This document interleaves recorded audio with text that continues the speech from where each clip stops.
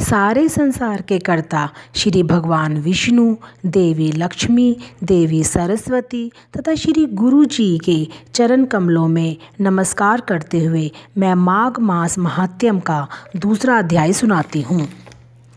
राजा के ऐसे वचन सुनकर तपस्वी कहने लगा कि राजन, भगवान सूर्य बहुत शीघ्र उदय होने वाले हैं, इसलिए यह समय हमारे लिए स्नान का है, कथा का नहीं।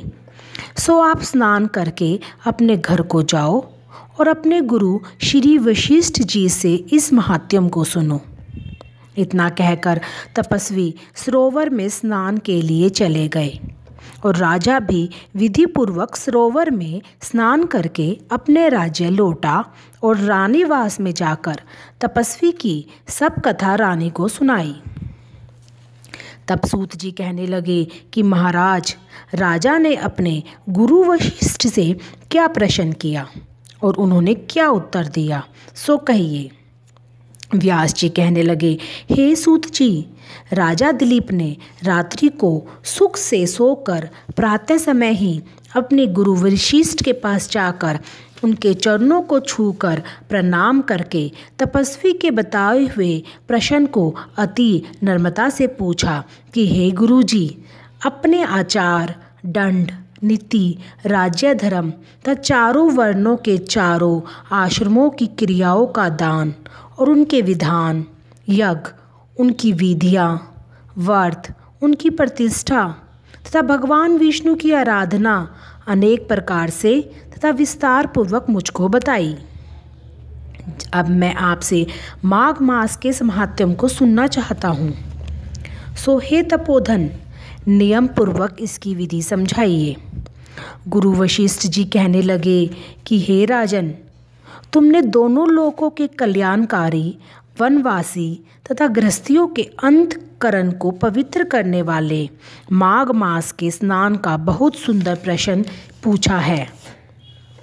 मकर राशि के सूर्य के आने पर माघ मास में स्नान का फल गो, भूमि, तिल, वस्त्र, स्वर्ण, अन्न, घोड़ा आदि दानों तथा चंद्रायन और ब्रह्मा कुछ व्रत आदि से भी अधिक होता है। वैशाख तथा कार्तिक में जप, दान, तप और यज्ञ बहुत फल देने वाले हैं, परंतु माघ मास में इनका फल बहुत ही अधिक होता है। माघ में स्नान करने वाला पुरुष राजा और मुक्ति के मार्ग को जानने वाला होता है। दिव्य दृष्टि वाले महात्माओं ने कहा है कि जो मनुष्य माघ मास में सकाम या भगवान के निमित्त नियम पूर्वक माघ मास में स्नान करता है, वह अनंत फल वाला होता है। उसको शरीर की शुद्धि, प्रीति, ऐश्वर्य तथा चारों प्रकार के फलों की प्राप्ति होती है। अदिति ने 12 वर्ष तक मकर संक्रांति में अन्न त्याग कर स्नान किया। इससे तीनों लोकों को उज्जवल करने वाले 12 पुत्र उत्पन्न हुए। माघ में स्नान करने से ही रोहिणी, सुभद्रा, अरुंधति दानशीला हुई और इंद्राणी के समान रूपवती होकर प्रसिद्ध हुई। जो माघ मास में स्नान करते हैं तथा देवताओं के पूजन में तत्पर रहते हैं, उनको सुंदर स्थान, हाथी और घोड़ों की सवारी तथा दान और द्रव्य प्राप्त होता है और अतिथियों से उनका घर भरा रहता है और उनके घर में सदा वेद ध्वनि होती रहती है।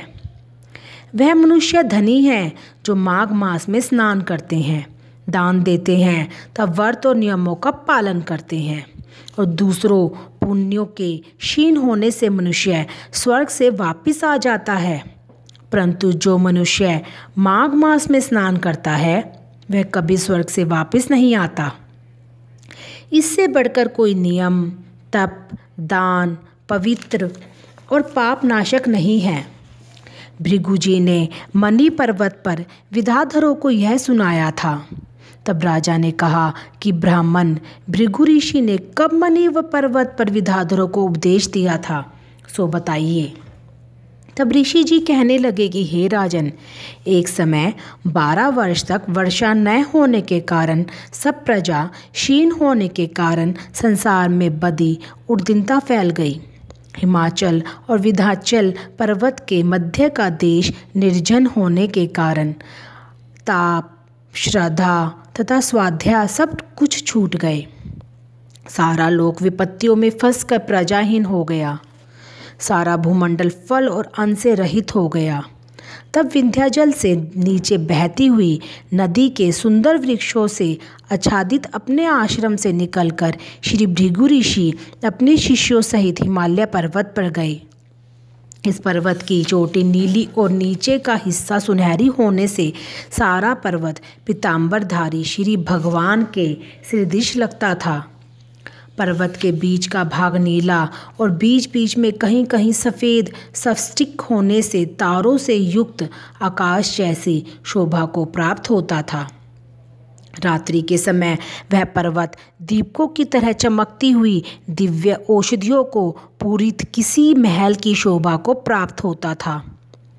वह पर्वत शिखाओं पर बांसुरी बजाती और सुंदर गीत गाती हुई किनारियों तथा केले के पत्तों की पतकाओं से अत्यंत शोभा को प्राप्त होकर रहा था। यह पर्वत नीलम, पन्ना, पुखराज तथा इसकी चोटी से निकलती हुई रंग बिरंगी किरणों से इंद्रधनुष के समान प्रतीत होता था। स्वर्ण आदि सब धातुओं से तथा चमकते हुए रत्नों से चारों ओर फैली हुई अग्नि ज्वाला के समान शोभायान था। इसकी कंदराओं में काम पीड़ित विद्याधरी अपने पतियों के साथ आकर रमन करती है और गुफाओं में ऐसे ऋषि मुनि जिन्होंने संसार के सब क्लेशों को जीत लिया है, रात दिन ब्रह्म का ध्यान करते हैं और कई एक हाथ में रुद्राक्ष की माला लिए हुए शिव की आराधना में लगे हुए हैं। पर्वत के नीचे भागों में जंगली हाथी अपने बच्चों के साथ खेल रहे हैं तथा कस्तूरी वाले रंग बिरंगे मृगों के झुंड इधर उधर भाग रहे हैं। यह पर्वत सदा राजहंस तथा मोरों से भरा रहता है। इसी कारण इसको हमकुंड कहते हैं। यहाँ पर सदैव ही देवता, गुहाक और अप्सरा निवास करते हैं। विष्णु भगवान की आरती। ओम जय जगदीश हरे, स्वामी जय जगदीश हरे। भक्त जनों के संकट, दास जनों के संकट क्षण में दूर करे। ओम जय जगदीश हरे। जो ध्यावे फल पावे, दुख विन से मन का, स्वामी दुख विन से मन का। सुख संपत्ति घर आवे, सुख संपत्ति घर आवे, कष्ट मिटे तन का। ओम जय जगदीश हरे। मात पिता तुम मेरे, शरण गहूँ मैं किसकी, स्वामी शरण गहूँ मैं किसकी। तुम बिन और न दूजा, प्रभु बिन और न दूजा, आस करूँ जिसकी। ओम जय जगदीश हरे। तुम पूरन परमात्मा, तुम अंतर्यामी, स्वामी तुम अंतर्यामी। पार ब्रह्म परमेश्वर, पार ब्रह्म परमेश्वर, तुम सबके स्वामी। ओम जय जगदीश हरे। तुम करुणा के सागर, तुम पालन करता, स्वामी तुम पालन करता।